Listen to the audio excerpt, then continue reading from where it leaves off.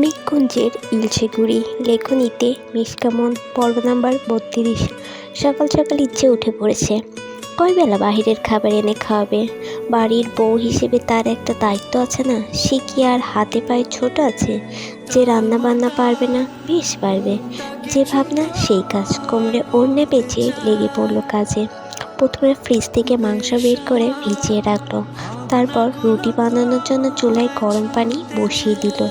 এই সময়ে পেঁয়াজ, মরিচ, রসুন, আলু কাটাতে লাগলো। কিছু সময় পরে পানি হয়ে যেতেই আটা খসিয়ে রুটি বেলতে শুরু করলো। ধানের আটা দেরি করলেই শক্ত হয়ে যাবে। একটা করে বেলছে আর ভাজছে। রুটি বানানো শেষ হওয়ার আগেই চট করে মাংস বসিয়ে দিল। অনুভবের ঘুম ভাঙতেই পাশে চোখ মেলে দেখলো ইচ্ছে নেই। চট করে উঠে বসলো। রুম থেকে বেরোতেই দেখলো ইচ্ছে পাকা গিন্নির মতো কোমরে ওড়না গুজে চুল উঁচা করে খোপা করে রান্না করছে। অনুভব দেয়ালের সাথে হেলান দিয়ে সেদিকে কিছু সময় তাকিয়ে রইল। সবাই ওঠার আগেই ইচ্ছের রান্না প্রায় শেষের দিকে। তবে হুট করে তার মনে হলো কেউ তার দিকে তাকিয়ে আছে। আশেপাশে তাকাতেই দেখলো তার এমপি মশাই 2 হাত ভাঁজ করে হেলান দিয়ে দাঁড়িয়ে আছে। ইচ্ছে ভ্রু নাচিয়ে বলল, কি দেখছেন? বউ দেখছি, বউ। আগে দেখেননি? প্রতিদিনই দেখি, তবুও মন ভরছে না। সকাল সকাল ঢং করতে এসেছেন? ওটা তোমার কাজ হয় জানি। চা খাবে? আচ্ছা বসুন, দিচ্ছি। বসবো না, তুমি বানাও, আমি দেখব। কি আজব, এভাবে তাকিয়ে থাকলে কাজ করা যায়? যায় না? না, একদমই যায় না। চলে যাব? না, শুয়ে থাকুন। ও, তাহলে বেডটা কি এখানেই নিয়ে আসবো? বিরক্ত কেন করছেন? তুমি বিরক্ত হচ্ছ তাই? আপনি যাবেন? না গেলে আমি চলে যাব। ডান, চলতে এসে তোমাকে নিতেই এসেছি। ইচ্ছে রেগে জোরে চিল্লানোর আগে অনুভব এসে তার মুখ চেপে ধরে ফিসফিস করে বলে, আরে কি করছো? উহি আর রঙ্গন উঠে যাবে। অনুভবের থেকে মুখ ছাড়িয়ে ইচ্ছে নাক ফুলিয়ে রইল। অনুভব তা বুঝে ইচ্ছের মুড ঠিক করতে বলল, কি রান্না করছো? গোবরের কাবাব। সি, কি বাজে খাবার! আপনি কি খেয়ে দেখেছেন? না। তাহলে কি করে বুঝলেন বাজে খেতে? অনুমান করেছি। অর্থাৎ মনে মনে তো খেয়েছেন। অনুভব বিব্রত হলো। এই মেয়ের সাথে সে কথাই পারবে না। তাকে হার মেনে নিতে দেখে ইচ্ছে হাসলো। অতঃপর রসিয়ে রসিয়ে বলল, মোরগের মাথায় থাকে ঝুঁটি, ইচ্ছে বানিয়েছে গরম গরম রুটি। বাহ, জমে যাবে।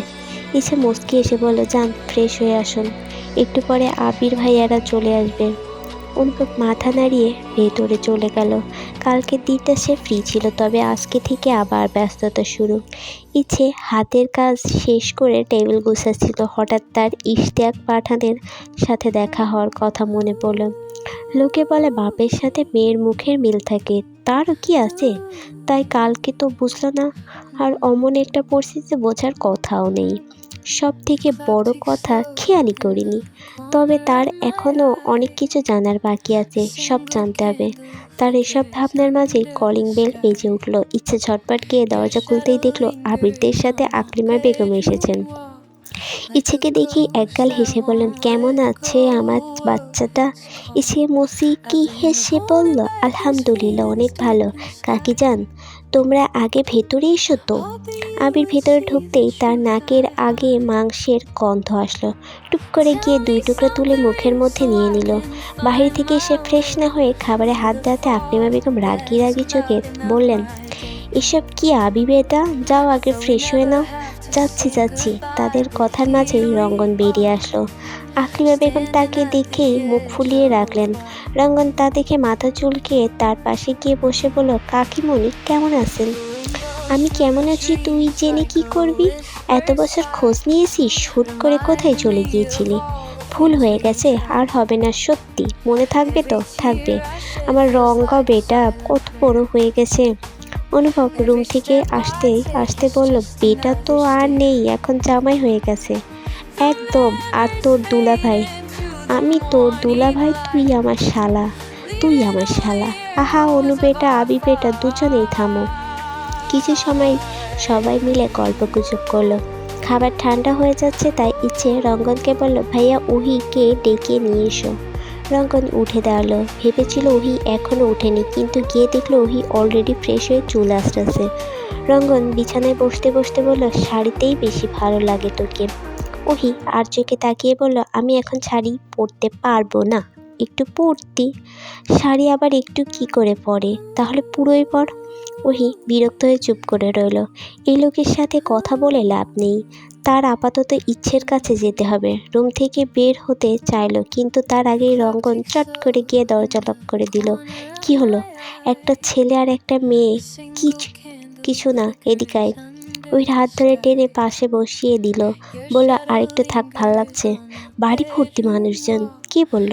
আমি সবারই কণ্ঠ শুনছি। রঙ্গন ওহির কোলে চট করে শুয়ে পড়ে বলল, সকাল সকাল সুন্দরী বউকে যেতে দিতে ইচ্ছে করছে না। ওহি কিছু বলল না। রঙ্গনের মাথায় হাত বুলিয়ে দিতে লাগলো। রঙ্গন আবার বলল, তোর ঘুম হয়েছে? ওহির ছোট্ট জবাব। রঙ্গন হতাশ সুরে বলল, কোথায় সকাল সকাল জামাইয়ের থেকে গান শুনতে চাইবে? এমন পালাই পালাই কেন করছিস? আচ্ছা বলুন। রঙ্গন সত্যি সত্যি গান ধরল। ভালোবাসি বলে দাও, আমায় বলে দাও, হ্যাঁ সব কবুল। তুমি শুধু আমারই হবে, যদি কারো মিষ্টি এই ভুল। হাতে হাত রাখতে পারো, সন্ধি আঙুলে আঙুল। ভালোবাসা বাড়াতে আরও হৃদয় ভীষণ ব্যাকুল। ওহি চোখ বন্ধ করে গানটা শুনল। গান শেষ হতেই রঙ্গনের ফোনে কল আসলো। রঙ্গন উঁচু করে দেখলো অঙ্কন কল দিয়েছে। রিসিভ করতে কিছু একটা বলে কেটে দিল। রঙ্গন মুখ কালো করে উঠে দাঁড়ালো। ওহি অবাক হয়ে জিজ্ঞাসা করলো, কি হয়েছে? ইশতিয়াক পাঠানের মা মারা গিয়েছে, আমাকে যেতে হবে। আপনার দাদি? আমার কেউ না, বলেই রুমে বেরিয়ে গেল রঙ্গন। ওই তার যাওয়ার দিকে চেয়ে রইল। আনোয়ারা বেগম কাল থেকে মুখ কোমড়া করে বসে আছে। শফিক সাহেব অনেকবার কথা বলার চেষ্টা করেছে, তবুও কথা বলছে না। কিন্তু তুমি কি সত্যি সত্যি আমার সাথে কথা আর বলবে না? না, কিন্তু কেন? তুমি ইচ্ছের কথা তার ভাইকে কেন বলতে অনুমতি দিলে? সে যদি এখন ইচ্ছেকে নিয়ে যেতে চায়? শফিক সাহেব হাসলেন। এতক্ষণে বুঝলে রাগ করার আসল কারণ। বললেন, কোথায় নিয়ে যাবে? ভুলে যাচ্ছ সে এখন অন্য কারো বউ। জ্যান্তার লোকের বউ নয়, এমপির বউ।